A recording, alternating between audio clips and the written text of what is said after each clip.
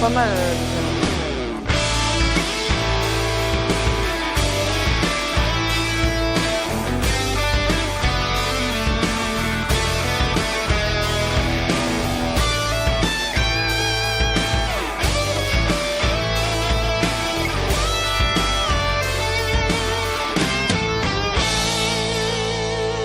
C'est l'image de l'Afrique et aujourd'hui nous parlons de la transformation du digital et plus particulièrement du rôle du secteur privé dans le développement numérique. Comme vous le savez, le développement numérique sur le continent a commencé dans les années 90 avec le développement de la téléphonie mobile qui a permis en lui-même de désenclaver les Africains en termes de connectivité. Ensuite, on a eu bien sûr la petite révolution du paiement mobile ou mobile money qui a permis bien sûr d'inclure davantage d'Africains dans le domaine du secteur financier. Voilà une autre grande révolution sur le continent et depuis, les startups du numérique dans divers domaines font presque la compétition aux grandes multinationales dans le secteur numérique et bien sûr, on voit par cela le rôle important du secteur privé pour avancer l'agenda numérique, mais aussi le rôle et la nécessaire collaboration avec le secteur public qui permet notamment la régulation dans divers domaines et la régulation d'un développement qui est important et qui offre de nombreuses opportunités pour le continent. Alors cette semaine, nous parlons de cette transformation numérique avec différentes personnes, mais d'abord avec une jeune entrepreneur qui a été directrice générale de Jumia en Côte d'Ivoire et au Nigeria. Elle a fondé Django, la première plateforme de tech for good africaine qui établit, développe et investit dans des champions numériques africains. Madame Fatoumata Ba nous explique un peu plus quels sont les éléments importants pour développer davantage de start-up dans le domaine. Nous avons aussi échangé avec Evrar Havyarimana, qui est chargé d'affaires entreprise à Bonéassure Finance en France, et Safiatou Diabaté-Nintan, qui est directrice commerciale et marketing de la SNDI en Côte d'Ivoire. Ils ont permis d'évaluer ce rôle du secteur privé de l'intérieur et de l'extérieur du continent pour accélérer, bien sûr, ce développement du numérique. Mais avant cela, pour tous ceux qui se demandent ce qu'est le développement numérique et en quoi est-ce que ça change notre vie de tous les jours, eh bien, une petite vidéo qui, je l'espère, fera le point sur cette question. Et puis, on passe à ces différentes discussions et à tout de suite.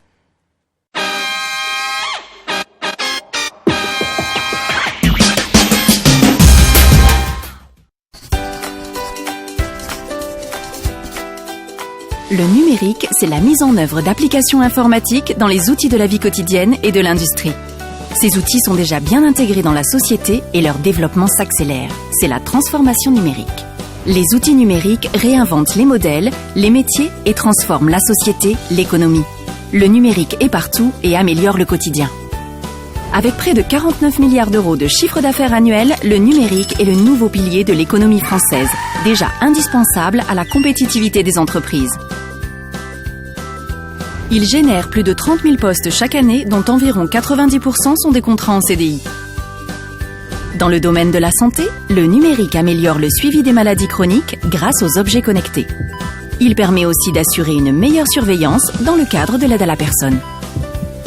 Dans nos villes, le numérique contribue à améliorer notre quotidien grâce aux capteurs et logiciels, en optimisant le stationnement, le ramassage des ordures ou l'éclairage public. Dans l'éducation, il est devenu un complément du système académique et permet aux étudiants de bénéficier de solutions d'accompagnement riches et variées. Tous ces changements deviennent possibles grâce au secteur du numérique, principalement incarné par les entreprises de services du numérique dites ESN, les entreprises de conseil en technologie et les éditeurs de logiciels qui conseillent et accompagnent les entreprises dans la mise en œuvre de solutions numériques. Les entreprises du numérique, c'est aussi le hardware, les jeux vidéo, les solutions Internet. Les métiers du numérique sont à l'origine de toutes ces évolutions. Riches, variés et accessibles à tous, ils permettent de concevoir les supports et outils que nous utilisons au quotidien. Par exemple, pour concevoir un logiciel, on mobilise tour à tour des architectes de systèmes d'information, des développeurs, des ingénieurs intégration et des web designers. Le numérique est un secteur dynamique et en perpétuelle évolution. Il améliore notre quotidien et révolutionne notre façon de vivre et de travailler. Et ceci grâce à ces métiers d'avenir qui accompagnent la transformation de notre société.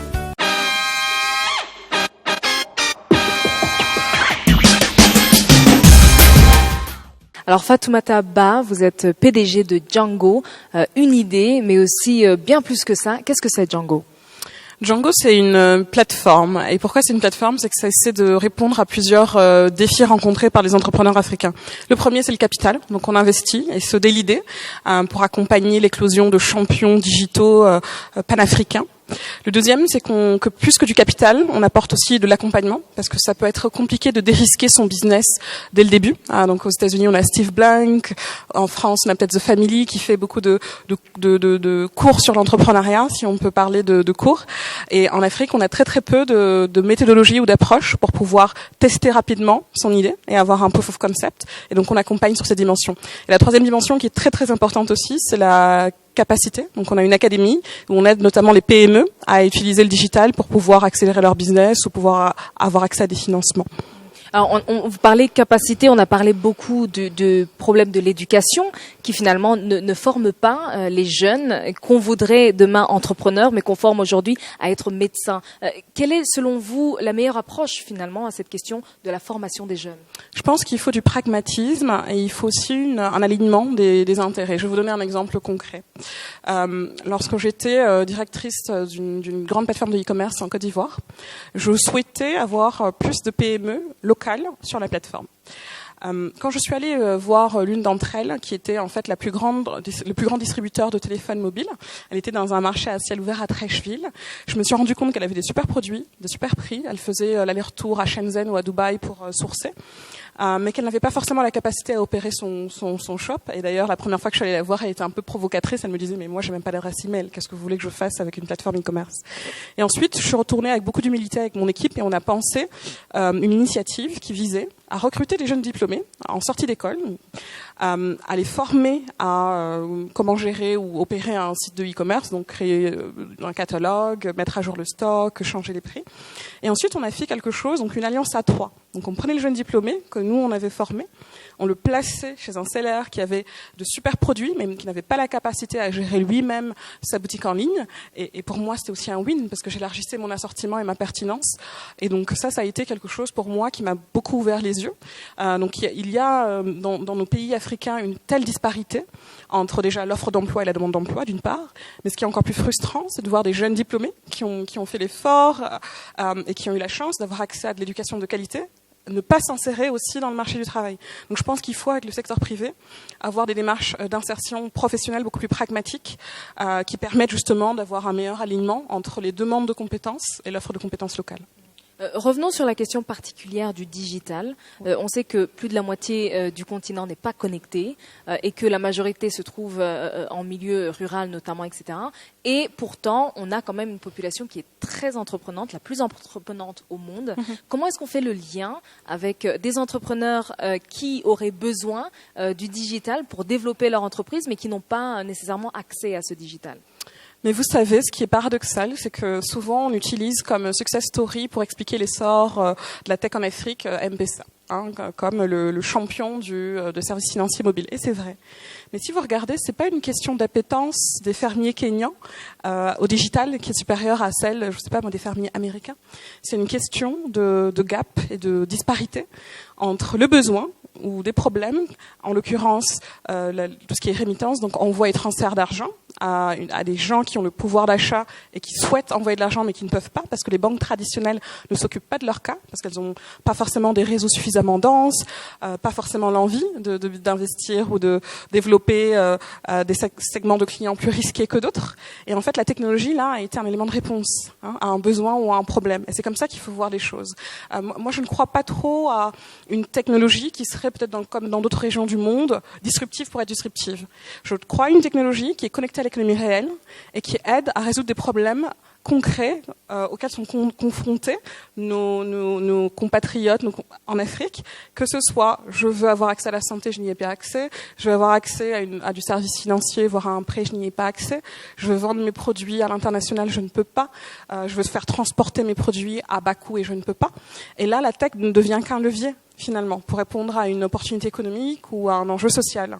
Et c'est vraiment toute l'essence de Django. D'ailleurs, Django, ça veut dire demain en Peul, parce que je me suis dit, on ne peut pas regarder les modèles d'hier qui sont ou trop orientés vers le profit quand c'est purement capitaliste, et ça donne des situations comme à San Francisco ou dans la Silicon Valley très inégalitaires, où la tech profite à certains, mais il y en a beaucoup qui sont laissés pour compte. Et à contrario, on ne peut pas vivre de subventions éternellement, parce que si vous n'apprenez pas une entreprise, même sociale, à avoir un modèle économique viable, elle ne va pas survivre à l'arrêt des subventions.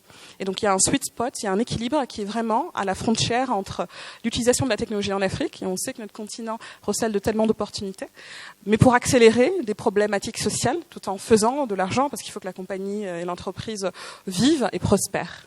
Alors, vous parlez d'accès au financement ou d'accès aux services. Moi, je pense directement notamment aux femmes et d'accès au marché, par exemple. Les femmes entrepreneurs, on sait qu'elles restent notamment dans les domaines de micro-entreprises, justement parce qu'elles n'ont pas nécessairement accès au financement dans les secteurs formels. Comment est-ce qu'on les aide, elles, particulièrement? Comment est-ce qu'on donne une solution à leurs problèmes particuliers? Novella, je pense que cette question est la plus centrale de notre échange. Moi, j'ai été toujours frappée dans le mauvais sens du terme par une étude de l'IFC, donc l'IFC, le bras armé financier de la Banque mondiale, qui indiquait que dans les pays émergents, quand on regarde au stade d'amorçage, en fait, il y a 51% d'hommes pour 49% de femmes. Donc les femmes sont là, donc elles sont entrepreneurs, et comme vous l'avez dit, en Afrique, elles sont plus entrepreneurs que dans le reste du monde, donc à 26% en général. Et ensuite, quand on regarde les tours suivants, donc seed, série A, série B, série C, donc c'est-à-dire des montants d'investissement de plus en plus élevés, donc série C et plus, on a 90% d'hommes pour 10% de femmes. Et donc cette question du microcrédit, elle est intéressante, parce qu'il y a quelques décennies, on s'est dit que c'était une panacée. Sauf que je trouve qu'elle limite déjà les rêves et l'ambition. Et qu'est-ce que ça donne si on a une macro-ambition? On ne va pas vivre d'un microcrédit. Donc cette question et pour moi le talent d'ailleurs, il est très très équitablement distribué entre l'Afrique et le reste du monde, et entre les hommes et les femmes. Par contre, l'accès aux opportunités, et les opportunités de financement en particulier, n'est pas aussi égalitaire. Et c'est pour ça que j'ai décidé de devenir investisseur en plus qu'entrepreneur. L'entrepreneuriat me permettait déjà de traduire des frustrations business en opportunités business. Et l'investissement, en me disant, toi tu vas être Fatou à la tête d'un fonds de capital investissement, je sais que moi j'ai pas de biais négatif à investir dans un business féminin. Au contraire, il va être positif. Au pire, il va être neutre. Au mieux, il va être positif, parce que je suis moi-même femme entrepreneur et je fais aucune différence en termes de performance. Et au contraire, souvent, les études le montrent. Je pense qu'il y a une étude de McKinsey qui s'appelle Women's Matter, qu'ils sortent chaque année depuis plus d'une décennie. Et elle montre en fait que lorsqu'on a des femmes au board, la performance de l'entreprise, donc ce sont des entreprises cotées, est jusqu'à 6 ou 7% meilleure en termes d'EBITDA. Et il ne faut pas qu'une seule femme, il faut plusieurs femmes. Il ne faut pas qu'une seule femme. Et ce n'est pas que seulement at the top, au sommet de la pyramide. Quand vous regardez mes cousines, peut-être vos amis qui sont pas forcément dans des milieux urbains ou dans des milieux technologiques en termes d'appétence, lorsqu'elles prennent par exemple des microcrédits, elles remboursent mieux. Donc on sait que les femmes sont fiables. On sait que lorsqu'elles ont un investissement, elles ont plus en tête une problématique d'inclusion et d'impact pour la communauté. Et pourtant, on leur prête moins. Donc c'est paradoxal. Et plutôt que de m'indigner, je pense qu'il y a une capacité d'action et un effet de levier d'ailleurs quand on investit soi-même. J'ai commencé il y a quelques années à être business angel sur de l'argent personnel. Et ensuite, je me suis dit, il faut que je professionnalise ça. Donc l'an dernier, il y a une levée de fonds avec des investisseurs africains, internationaux, stratégiques et financiers pour pouvoir déployer du capital, mais aussi de l'accompagnement en destination de ces populations cibles. Et là, je vois plus grand parce qu'il faut plus. Donc je fais une levée de fonds beaucoup plus substantielle en termes de dizaines de millions d'euros. Mais même ça, c'est une goutte d'eau dans l'océan. Si je vous donne un chiffre, c'est 1 milliard de dollars. C'est la somme en venture capital qui a été levée l'an dernier par les startups africaines. En revanche, on peut être content parce que l'année d'avant c'était 567 millions d'euros. Donc tout le monde dit oui super, ça a quasiment doublé. On pensait que ça allait atteindre 1 milliard d'ici 2020. Et c'est vrai que mon côté positif aime voir le verre à moitié plein. Mais c'est vrai qu'il y a aussi un verre à moitié vide avec ce même exemple. Si je vous dis qu'en Afrique aujourd'hui, on a la même population, le même PIB et 100 millions de téléphones mobiles de plus que l'Inde, mais qu'en même temps, on a attiré 17 fois moins d'argent en venture capital que l'Inde. C'est pas normal. Donc on peut pas se satisfaire que d'une évolution, il y a un effet de rattrapage. Et même lorsqu'on regarde ce montant, il y a énormément de disparités dans l'accès au financement. Le premier, c'est géographique. Si vous êtes donc 90% de cet argent l'an dernier est allé dans 3 pays: Afrique du Sud, Kenya et Nigeria. Donc il y a 52 autres pays, parce que maintenant on est 55, qui se sont partagés 25% de cet investissement. C'est pas possible. Hein. Deuxième inégalité, c'est celle de l'accès au financement par secteur. Je pense qu'il y a eu un effort qui a été fait sur les opportunités autour de l'énergie, des énergies renouvelables ou de l'accès aux services financiers. Il y a moins de gens qui vont venir investir dans de la mode, hein, dans de la logistique ou dans des sujets encore, on va dire, moins connus mondialement en termes de potentiel sur le continent africain, alors qu'il y a des opportunités partout. La troisième dimension, c'est la dimension de cycle de vie. On voit beaucoup d'acteurs qui sont arrivés il y a quelques décennies sur le continent et qui sont maintenant spécialistes du private equity. Donc ils vont identifier des champions nationaux en devenir et ils vont les aider à être encore plus performants et voire à être panafricains, et c'est très bien. Sauf que la chose la plus difficile quand on fait une start-up, c'est le début, c'est l'amorçage, c'est starting up. Et là, il y a pas grand monde qui fait du vrai seed, du vrai amorçage. Et ça, c'est hyper important. Et cette inégalité de cycle de vie se combine à l'inégalité de genre, comme on l'a vu tout à l'heure. Et donc, non seulement il faut plus d'argent en venture capital, mais ensuite, il faut qu'il soit accessible de manière beaucoup plus égale. Alors, on parle de start-up, on essaye de les faire commencer, de les faire starter, entre guillemets. Et aujourd'hui, on est à la porte d'une opportunité continentale, la zone de libre-échange continentale, qui ouvre des opportunités inouïes. Mais est-ce que, selon vous, ces opportunités peuvent être saisies par l'état des start-up aujourd'hui ou par l'état du secteur privé en général ? Écoutez, j'ai toujours un point de vue assez nuancé sur cette question. Donc d'un côté, je suis très enthousiaste parce que c'est vrai que quand on est entrepreneur et e-commerçant par exemple, on fait souvent face à des coûts plus élevés en Afrique, liés par exemple à des coûts logistiques plus élevés. Je rappelais par exemple à quel point ça coûte en général 6% de la valeur d'un produit de transporter des produits aux États-Unis, alors que ça peut coûter jusqu'à 75% de la valeur de ce même produit en Afrique de l'Est. Mais une fois qu'on s'est dit ça, j'aime regarder la ZLEC, la zone de libre-échange intercontinentale, comme une opportunité parce que aujourd'hui on est déjà à 1,2 milliard avec 3 000 milliards de dollars de chiffre d'affaires. Si on fait un fast-forward en peut-être 2050, on sera à 2,2 milliards avec normalement 25 000 milliards de dollars de PIB. Et donc c'est très excitant de se dire qu'on a en fait un marché aussi gigantesque. Et ce sera d'ailleurs le plus grand marché unique créé depuis la naissance de l'OMC. Donc ça c'est la partie super. Et après il y a la partie pragmatique qui est ça c'est le futur, mais déjà le futur ne s'écrit pas en regardant des études. Il faut des actions concrètes. Et si je regarde concrètement aujourd'hui la situation, c'est vrai qu'il y a des intégrations régionales, comme par exemple en Afrique de l'Ouest, monétaires, il y en a même qui sont douanières, mais quelquefois elles ont des limites. Par exemple, lorsque j'ai voulu regarder comment livrer depuis la Côte d'Ivoire dans des pays transfrontaliers, quand j'étais e-commerçante, je me suis heurtée à des barrières tarifaires douanières, quand bien même elles ne sont pas censées exister. Et donc les barrières non tarifaires sont encore plus importantes. Sont encore plus importantes en termes de libre circulation, de biens et de personnes. Donc c'est important d'avoir la vision. Je ne veux pas me méprendre, donc je suis très enthousiaste, je suis en soutien de cette initiative, je trouve que c'est vraiment un game changer. Une fois qu'on s'est dit ça, ce ne sera pas un vœu pieux que d'y arriver. Donc déjà, il faut être concret dans l'exécution et c'est pour ça que toutes mes interventions depuis que je suis à Smart Africa et Transform Africa sont vraiment des incitations à l'action et au progrès parce qu'on sait que les opportunités sont là.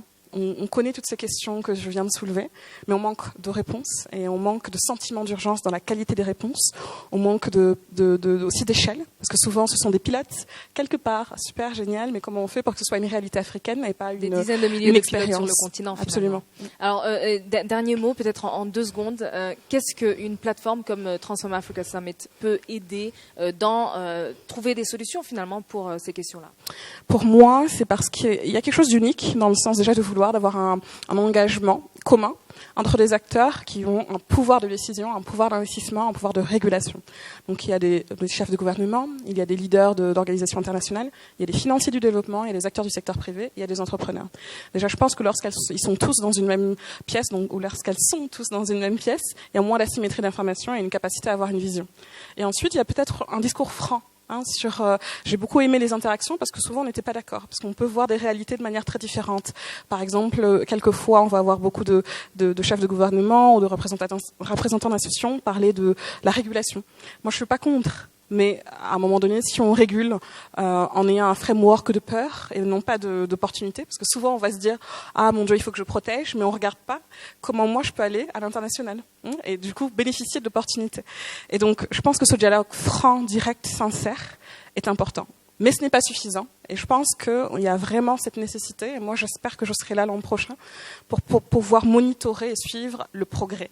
Parce que les discours, c'est très bien, l'action, c'est mieux. Et je pense que quand on est entrepreneur, on a ce sentiment d'urgence qui est très inné. Et j'espère qu'il sera contagieux aujourd'hui. Parfait, c'est tout ce qu'on souhaite finalement, que ces questions-là passent de la théorie à l'action finalement. Merci beaucoup. Merci Novella.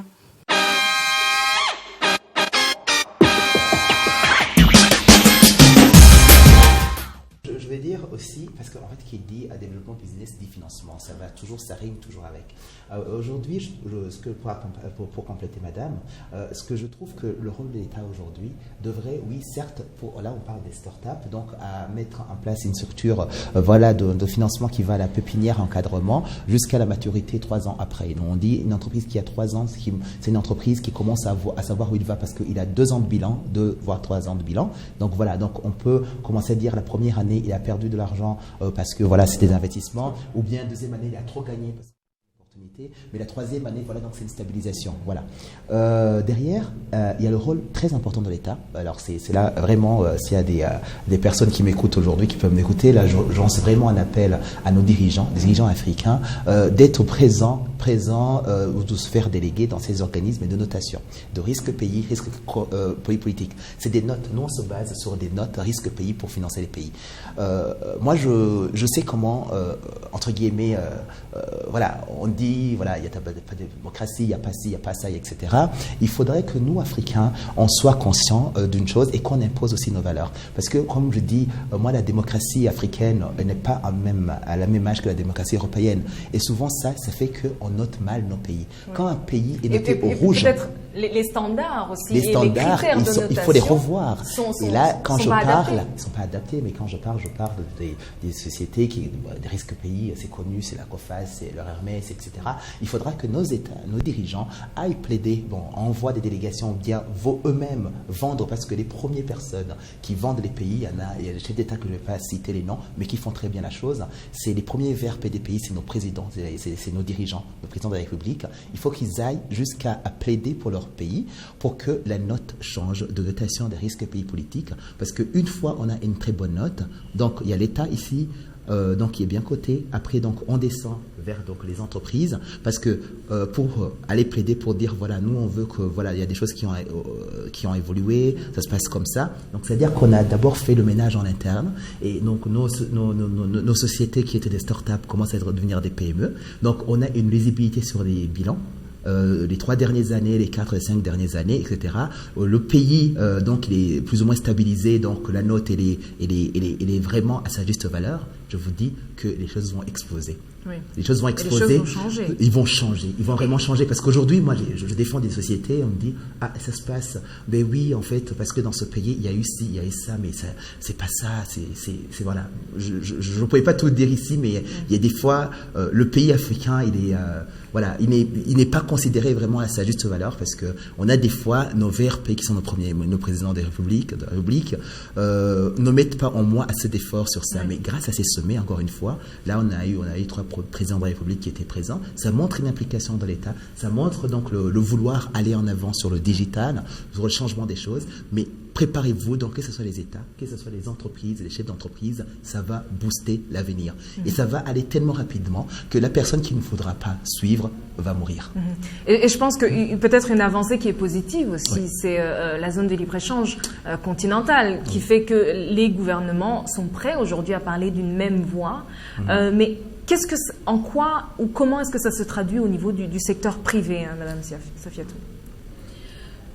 Aujourd'hui, on se rend compte effectivement pour ce libre-échange-là que la structure s'exporte. La structure s'exporte. Pendant ces 3 journées de Transform Africa 2019, on s'est rendu compte que, par exemple, au niveau du pavillon ivoirien, les structures qui sont venues nous visiter, la plupart cherchent et ne se confinent pas en fait dans leur pays. Ils veulent s'exporter, ils veulent aller, parce qu'avec le digital, on peut aller plus loin. On peut aller plus loin. Et on peut rester à Kigali aujourd'hui et avoir des interventions à l'extérieur. Et les échanges avec les personnes qui ont visité les centres, c'était ça. Comment mettre ensemble la synergie que nous avons? Ouais. Comment avoir des partenariats avec vos structures, avec vos pays, Et en fait, c'est ça aujourd'hui. Il faut... chacun a un apport. Chacun a ses compétences. On regarde comment mettre ensemble la synergie pour aller plus loin. Donc, c'est vraiment un peu ça. Aujourd'hui, en fait, l'Afrique, l'avantage que nous avons en Afrique, nous avons une pépinière, comme le disait Évrard tantôt. Nous n'avons plus à regarder vers l'Europe. Parce qu'en termes de formation, la mondialisation, la transformation numérique a permis d'avoir la même formation étant dans nos pays respectifs. Nous n'avons rien à envier aujourd'hui aux pays de l'Occident concernant les compétences. Nous en avons.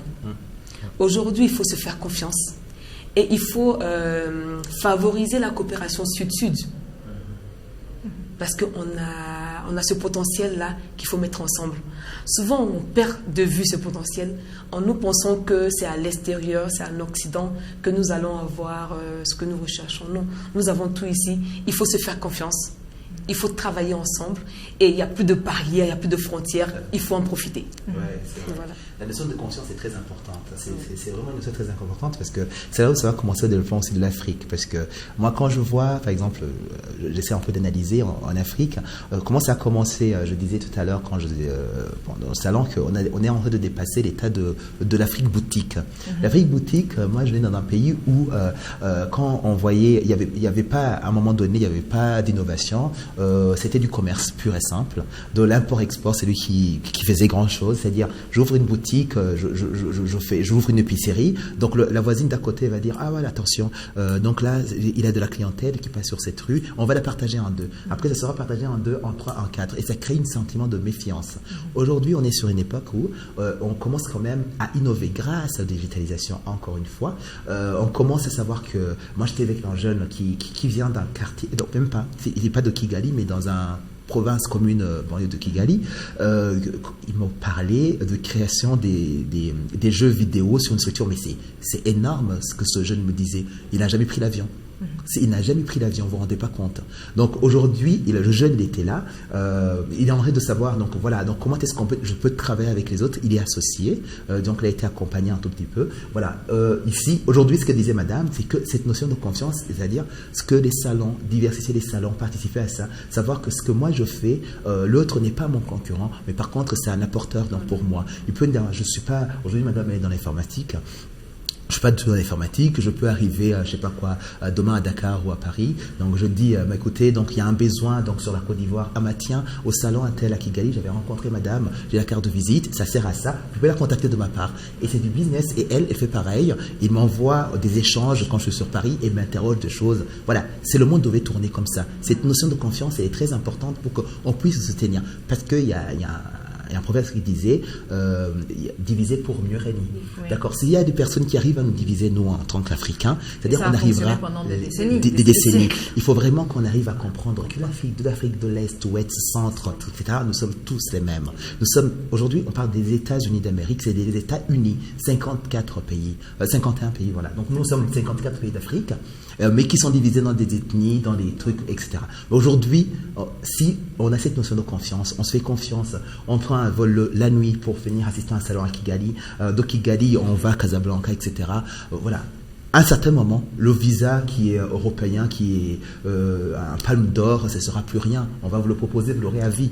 Voilà. Parce qu'on se respecte d'abord. Oui. C'est ça.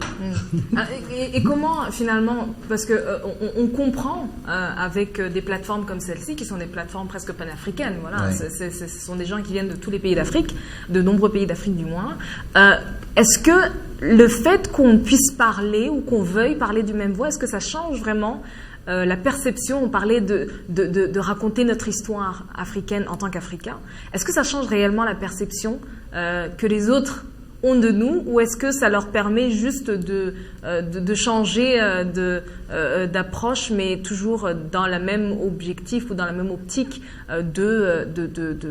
d'utiliser peut-être les ressources du pays comme ils le veulent, etc. Est-ce que ça change réellement à l'extérieur? Complètement. Moi, je pense que, voilà, en fait, le fait de se rencontrer sur un même objectif. Aujourd'hui, Kigali nous a appelés pour sommer, pour transformer l'Afrique. On est tous venus. Moi, je me rappelle, je suis dans un avion où il y avait, je ne sais pas combien de personnes qui venaient du monde entier pour assister à ce sommet-là. Donc, on vient, on en parle, je me dis, mais écoutez, donc, à Kigali, donc, il y a plein, on fait connaissance. Ah, vous venez. En fait, dès lors qu'on voit qu'on avait le même objectif, ça a commencé dans l'avion. Donc, on devient des amis. Cartes de visite qui se sont déjà échangées. On arrive ici, il y a des personnes que j'ai rencontrées à l'hôtel, mais qui viennent de tous les pays, dans tous les Ghana, etc. Mais moi, on m'aurait parlé d'un plan ghanéen, on m'aurait parlé, je crois pas, de la Tchéquie, Côte d'Ivoire, je connais. C'est devenu international. La Tchéquie, c'est international. C'est international. Je sais pas. Donc, du coup, ça commence sur ça. Lui dit, alors, vous êtes dans quel secteur? Je suis dans tel secteur. Vous faites ci, oui, je connais un tel qui fait ça. Mais ça change complètement. Ça change complètement de ce qu'on peut voir à la télé sans pour autant se déplacer. Mais cette liberté, moi, quand je dis, quand il y a l'économie qui tourne, ça fait que on peut, en fait, l'avion, ça va être comme un moyen de transport commun à tout le monde. Je pourrais prendre aujourd'hui l'avion la nuit, je suis à Dakar demain, puis à Abidjan, etc. Parce que tout ce qui est loin devient un mystère. C'est toujours un mystère. Voilà. Mais une fois on y est dedans, ça change. Ça change. Et la Côte d'Ivoire, par exemple, je pense que le branding du pays est assez extérieur. Quelles sont les perspectives futures dans ce contexte, Aujourd'hui, effectivement, au niveau de la Côte d'Ivoire, on encourage la digitalisation. Ouais. C'est pour ça même que, bon, là, l'Afrique même, on le constate, tous les ministères sont devenus ministères de l'économie numérique. Numérique. Oui. Parce qu'aujourd'hui, c'est le noyau de tout ce qu'on souhaite entreprendre. Donc, au niveau de la Côte d'Ivoire, l'État met vraiment un accent sur la digitalisation. D'abord, on commençait par la formation. Parce qu'aujourd'hui, nous sommes arrivés, le pavillon pays Côte d'Ivoire, nous sommes arrivés avec l'ESATIC, qui est une école supérieure des TIC. Parce que nous mettons vraiment en avant l'éducation. Au-delà de ça, il parlait de l'employabilité. Nous encourageons effectivement l'entrepreneuriat. Et nous avons les startups. Donc, on a même créé une fondation jeunesse numérique qui accompagne vraiment les startups. Les startups.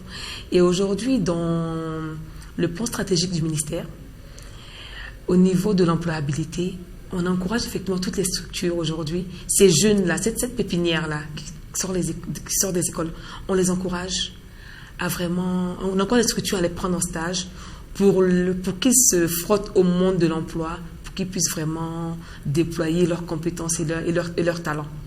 Donc voilà, leur talent. Oui. Je pense que c'est important et surtout encadrer les jeunes et ça me rappelle que vraiment les jeunes, surtout de la diaspora, doivent aussi être non seulement encadrés mais aussi éduqués et avoir peut-être ce lien qui reste avec le continent. Quel est votre lien avec votre pays d'origine ou les pays africains en général et comment est-ce que vous pensez qu'il faut encourager finalement ce lien au sein de la jeunesse de la diaspora africaine? Oui. Alors aujourd'hui déjà c'est un discours aujourd'hui que je porte beaucoup qui m'a fait voyager beaucoup dans les pays africains. Moi je suis né dans un pays africain, je suis né au Burundi, je suis franco-burundais. J'ai grandi au Burundi jusqu'à l'âge de 18 ans. Aujourd'hui j'ai 34 ans et j'habite à Paris. J'ai une femme, j'ai un enfant. Quand je regarde ma fille qui a un mois à peine, elle est toute jeune, papa. J'ai toujours eu ça en tête. Je me suis toujours dit, mais qu'est-ce qu'on va léguer à nos enfants? En fait, nous sommes partis en Europe à l'époque où on devrait vraiment prendre l'avion pour tout savoir. Moi, je me rappelle quand je commençais à voyager, les emails, c'était pas à la portée de main. Donc, les téléphones portables, nos parents, je me rappelais que j'ai eu mon téléphone portable, j'étais en seconde, donc une année avant la classe terminale.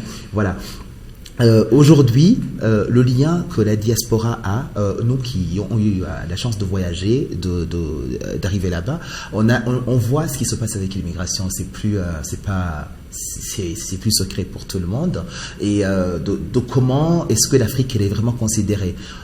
J'ai un ami qui a créé un concept qui se met sur 55 pays d'Afrique. Alors je lui avais demandé, mais c'est quoi 55 pays d'Afrique? On a 54. Il a dit oui, exactement, c'est 54 pays d'Afrique plus la diaspora. 55e pays. Donc la diaspora, elle a un rôle très très important. Ça doit être 56 maintenant, parce qu'on a 55 sur le continent plus 56. Voilà. Donc lui a fait 50, il y avait la diaspora comme pays. En fait, mais c'est nous, en fait, qui ont la chance de voir ce qui se passe de l'autre côté pour essayer non seulement de dupliquer, mais en fait de faire en sorte que ça améliore ou bien qu'on aille très vite. Donc, je donne un exemple, ce que j'étais en train de dire au niveau de la formation. Aujourd'hui, on a des diplômes européens qui sont vendus complètement en Afrique. Donc, on n'a pas, en Côte d'Ivoire, on a beaucoup de programmes français qui sont délocalisés là-bas. On a des diplômes américains qui sont délocalisés là-bas, où il y en a plein. Ici, au Rwanda aussi, il y a des diplômes de Londres qui sont ici. Grâce à la transformation numérique, il ne reste plus qu'à créer de l'emploi. Donc, quand on créera, donc on fera en sorte que, voilà, on crée de l'emploi sur place. Et je vous dis qu'on n'aura plus besoin d'aller. Alors, j'ai dit, j'encourage, il ne faut pas rester en Afrique pour y rester. Il faut encourager la mobilité, c'est-à-dire vous allez voir ce qui se passe ailleurs, vous revenez, vous vous installez pas là-bas, mais vous faites des allers-retours. Donc c'est plus un tabou, c'est pas un continent où on va pour enfin trouver l'Eldorado, parce que l'Eldorado il est ici en Afrique. Donc le rôle de nous, nous en tant que diaspora, donc justement c'est de faire le lien qui est très important du déjà vu, voilà, et d'où est-ce qu'on va. On a aussi un défi en tant que diaspora à relever. C'est ce que je dis souvent à mes frères de la diaspora, c'est qu'on pense qu'on peut tout piloter depuis nos salons confortables de Paris, de New York, de Londres, voilà, en disant non, ouais, le changement c'est maintenant, on va appliquer en Afrique, ça ne doit pas, voilà, on reste là et puis on va aller là-bas quand il faudra qu'on apporte. Non, ça se passe pas. On demande aux gens, aux Africains qui sont là-bas, de surpasser, de voyager pour voir ce qui se passe ailleurs, mais figurez-vous que quand on passe 10 ou une dizaine d'années en Occident ou aux États-Unis, il y a des choses l'Afrique, ça va très vite. C'est pas comme, avec le digital, ça va très vite. Les choses, ils ont déjà avancé. Donc, du coup, moi, j'encourage la diaspora à faire des retours assez réguliers en Afrique pour voir sur terrain, voir quel langage on apporte, parce que on risque d'être comme ce qui nous ont amenés là-bas, comme nos frères européens. Qu'est-ce qui va se passer quand on est à Paris et qu'on dit, moi je vais apporter du changement à l'Afrique? On va te dire, mais écoutez, aujourd'hui, il y a un quart d'heure parisien qui n'est pas tolérable. Mais non, c'est pas le langage en Afrique. En Afrique, tu arrives, c'est vrai, ils sont pas encore très développés, très pointueux sur la ponctualité, mais une fois la chose est incarnée, ça dure. Différentes sortes de ponctualité. De ponctualité, mais c'est pas moi, c'est un défaut qui est peut-être ici, mais aussi d'autres qualités. En Afrique, on met du temps à faire comprendre la chose, mais une fois que la chose est comprise, et elle reste, en Occident, tout change. Tu vois, donc il y a plein de plus et de moins à apprendre. Donc du coup, le rôle de la diaspora est très important dans la mesure où on porte à cœur donc ce changement. On n'oublie pas d'où on vient, on travaille pour notre continent et on encourage cette mobilité. On ne demande pas la mobilité des allers-retours. Pareil, nous faisons un effort de venir comprendre d'où est-ce qu'on vient, d'écouter nos parents, d'écouter la jeunesse qui est restée, qu'est-ce que ce développement numérique a apporté. Aujourd'hui, une personne qui n'a pas mis le pied à Kigali depuis, alors je disais avant 10 ans, après 5 ans, tout a changé. Il pense que lui, il est très évolué, mais ça se peut que celui qui est à Kigali, il lui dépasse exactement, de loin. Voilà. Donc c'est vraiment un rôle très important. La diaspora ivoirienne, je sais, que ce soit en France, aux États-Unis, etc., est assez nombreuse. Est-ce qu'on en voit de plus en plus qui reviennent? Et quelle est peut-être la réaction quand ils reviennent sur le terrain? Oui, aujourd'hui, notre État encourage beaucoup ce retour-là. On s'en est rendu compte les 5-6 dernières années. Parce qu'à la tête de plusieurs entreprises, c'est des gens de la diaspora. Ouais. Il y a pas mal, je ne sais pas si je peux les citer. On a même la SNDI, qui est aujourd'hui à la tête, M. Nongolugo Soro, qui vient de la diaspora des États-Unis. On a le CPC, la structure qui s'occupe des investissements en Côte d'Ivoire, qui vient également des États-Unis. On a le directeur de l'ESATIC, dont je parlais, l'école des TIC, qui vient du Canada. Donc, le pays a encouragé effectivement ces cerveaux-là, nationaux, qui sont à l'extérieur, à venir impulser effectivement ce savoir qu'ils ont appris à l'extérieur. On l'encourage. Et on encourage aussi les investisseurs, ceux de la diaspora, on les encourage à venir investir dans le pays. Et l'environnement aujourd'hui, c'est pour ça que le CPC a été créé, pour que ce cadre-là soit mis en place, pour encourager l'investissement, pour faciliter l'investissement. Parce qu'ils veulent souvent venir, mais ils ont cette crainte-là. Oui. Ils ne sont pas sûrs, ils ne savent pas comment le terrain est resté. Et voilà, comment est-ce qu'ils vont être insérés. Donc aujourd'hui, effectivement, on a un ministère même qui est dédié aux Ivoiriens de l'extérieur, qui met en place une stratégie pour leur permettre effectivement de comprendre les opportunités qu'ils auront au pays, de là où ils sont, de savoir comment préparer leur retour. Ils sont aidés à cela. Donc aujourd'hui, nous encourageons effectivement le retour de cette diaspora-là vers le pays, à venir investir. Parce qu'aujourd'hui, c'est une pépinière aussi d'investisseurs que nous avons. Oui. Ils ne viennent pas parce qu'ils craignent, il y a cette crainte-là. Donc il faut aujourd'hui que l'environnement leur montre qu'ils sont favorables. Voilà, c'est ça. Et est-ce que ça n'envoie pas peut-être le message d'une manière peut-être quelquefois erronée, qu'il faut partir pour mieux revenir? Pour les jeunes, par exemple, qui sont en Côte d'Ivoire, qui voient que ceux de la diaspora sont venus. Comment est-ce qu'on permet qu'ils comprennent aussi que même ceux qui restent et qui se forment en Côte d'Ivoire ou sur le continent, au Burundi, au Rwanda, etc., sont aussi bien insérés? Comment est-ce qu'on fait pour les garder sur le continent? Bon, je pense que c'est par la communication. Par la communication. Et on a des exemples. On a des modèles de personnes qui ne sont pas sorties, qui ont fait tout leur cursus en Côte d'Ivoire. J'en suis une. Voilà, j'ai fait tout mon cursus en Côte d'Ivoire. On a eu l'avantage d'avoir en Côte d'Ivoire des écoles de renommée. On a l'INPHB qui a formé aujourd'hui des grands ingénieurs. On a de grandes écoles. En fait, on a eu ces grandes écoles-là qui ont permis de former des gens qui n'ont pas eu besoin d'aller à l'extérieur. C'est vrai qu'on a tous des compléments à avoir et aujourd'hui, la transformation numérique nous permet d'avoir ces compléments même sur place. Donc, il y a ces modèles qui existent. Et on a les modèles aussi de la diaspora. Et c'est de mettre en place mettre en place un modèle qui permette à une communication qui permette à ces jeunes-là effectivement de comprendre qu'il ne faut pas forcément sortir. On peut rester sur place, surtout qu'aujourd'hui nous avons l'opportunité, même sur place, d'avoir la formation des grandes écoles de l'extérieur, rester sur place et avoir tout ce que nous souhaitons. Et permettre à ces jeunes-là aussi de savoir que quand ils vont finir, ils auront leur diplôme, ils pourront s'insérer dans le monde professionnel. Parce qu'aujourd'hui, l'objectif, c'est ça. Finir mes études, m'insérer dans le monde professionnel et apporter à mon pays. Et aujourd'hui, on a ce regain-là, on a cette fierté et on veut être des pionniers, on veut être des acteurs dans la construction nationale. Donc il y a cette... oui. Si j'appuie sur ça, c'est vraiment, ça me rappelle quelque chose quand tu étais en train de dire en fait qu'ils n'ont rien à envier effectivement aux personnes qui sont parties. Juste une petite anecdote, je vais donner un exemple. Moi j'ai enfin comme je vous dis, moi ça fait une bonne quinzaine d'années que je suis parti en Occident, mais je garde toujours un pied sur l'Afrique. Mais je me suis étonné quand j'ai eu ma petite sœur qui vivait en Afrique, qui me disait ah Évrard, en fait aujourd'hui n'oublie pas, il y a les soldes qui commencent, donc du coup j'ai commandé, ça va arriver chez toi, il faudrait voir s'il y a quelqu'un qui vient pour que tu me rapatries. J'ai dit mais attends, qu'est-ce que tu me parles là? Voilà. Alors là c'est un exemple très très simple et typique où aujourd'hui, grâce à la développement numérique, on peut aller sur ces plateformes, on sait quand il y a des soldes en Europe, parce que qu'est-ce qui a fait que les gens font rêver? Parce que les gens ils venaient à l'époque avec des flingues, des habits qui faisaient impressionner les locaux. Maintenant c'est plus le cas. On a le même internet, à même poids, même information, à la même heure, même seconde. Il y a Amazon quelquefois. Amazon, les moyens de paiement.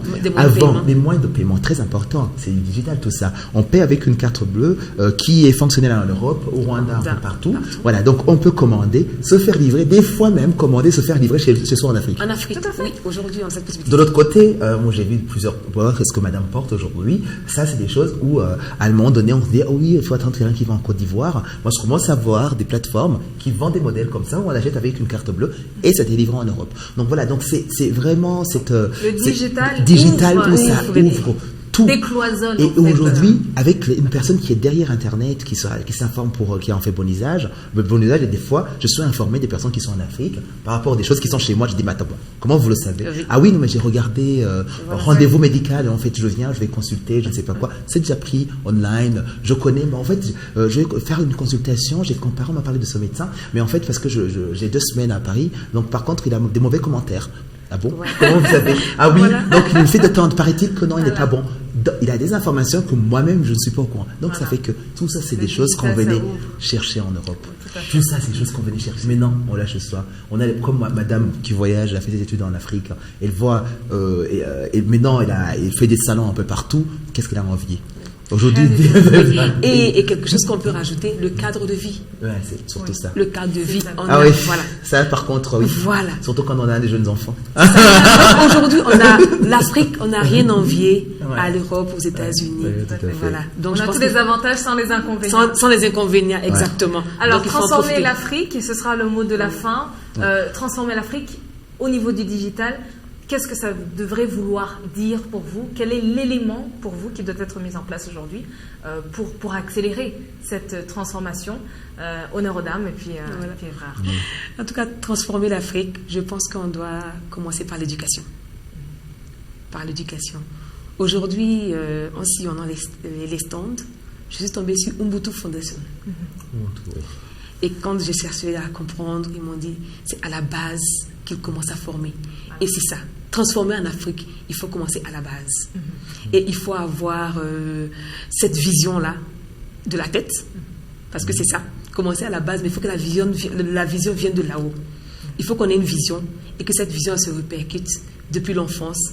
Et je pense qu'on pourra faire de grandes choses. Parfait. Et Ubuntu, on le rappelle, ça veut dire la graine. Tout simplement. Oui, parfait. À ce que madame a dit, donc c'est tout à fait ça. Moi, je rajouterais, transformer l'Afrique, c'est faire oser, donner confiance en soi. Aujourd'hui, grâce à la transformation, grâce au numérique, un Africain qui est à Kigali, un Africain qui est à Côte d'Ivoire, n'aura rien à envier à un Africain ou à un étranger qui est à Paris ou à New York.